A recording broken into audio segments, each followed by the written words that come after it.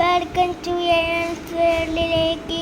ഇന്ന് ഞാൻ വന്നിരിക്കുന്നത് എൻ്റെ മാമൻ വരുന്നതാണ്, അതുകൊണ്ടാണ്. അപ്പം മാമൻ വന്നിട്ട് വീണ്ടും കാണാം. Bye bye.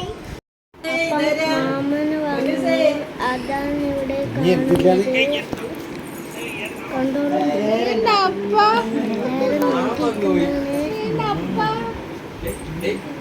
അതാ മാമൻ നൈകനെ തട്ടിയത കുഞ്ഞുകളെ